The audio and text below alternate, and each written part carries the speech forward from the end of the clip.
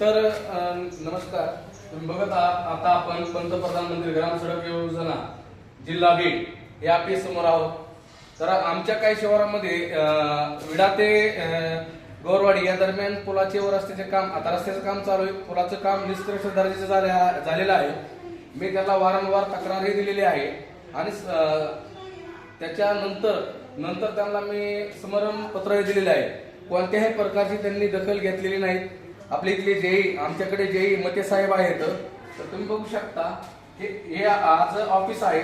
या तुम्ही ऑफिस कसल्याही प्रकारचं चालू नाही.